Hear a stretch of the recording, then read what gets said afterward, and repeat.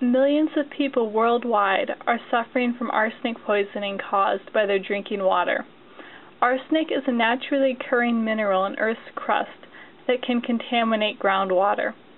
Arsenic poisoning is currently occurring in countries in southeastern Asia, including Nepal, Bangladesh, and India, as well as other parts of the world.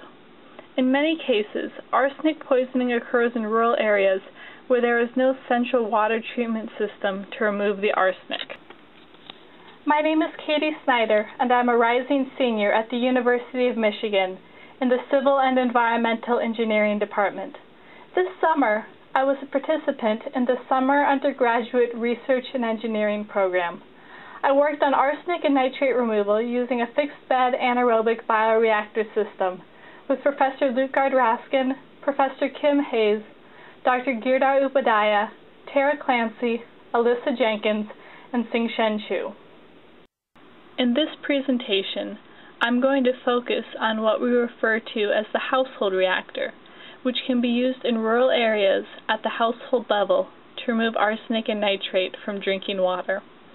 It was designed by Girdhar based on a fixed-bed anaerobic bioreactor system for arsenic and nitrate removal, for which a patent application has been filed.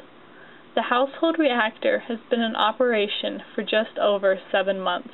Every morning we add 3 liters of water to the reactor, along with a splash of vinegar, which serves as the electron donor or food source for the microorganisms growing in the reactor. The water we add to the reactor is a simulated groundwater that contains arsenic, nitrate, and sulfate, as well as some other compounds commonly found in groundwater. The upper portion of the reactor just contains standing water. In the bottom half, there is sand and gravel. We sample the water in the upper part of the reactor through sampling ports A1 and A2. We sample the lower part through ports A3, which is in the sand, and A4, which is in the gravel. The sand and gravel contain some iron and sulfate. There are lots of microorganisms growing inside the reactor. You can see them growing on the inside wall. The first thing that happens when the water is added to the reactor is that the microorganisms remove the nitrate through a process known as denitrification, whereby the nitrate is converted to nitrogen gas. The nitrogen gas is harmless and escapes from the reactor and into the atmosphere. Within 8 hours, the nitrate is completely removed from the reactor. All of the denitrification takes place in the upper part of the reactor above the sand bed by ports A1 and A2. The next thing that happens is that sulfate is reduced to sulfide.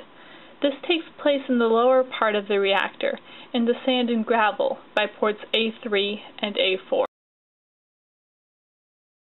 The lower portion of the reactor is anaerobic, so the sulfide, arsenic, and iron are all in their reduced forms.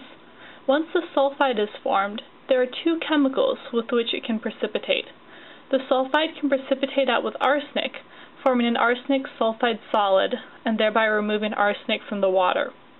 The sulfide can also form an iron sulfide precipitate. Arsenic will then co-precipitate out with the iron sulfide.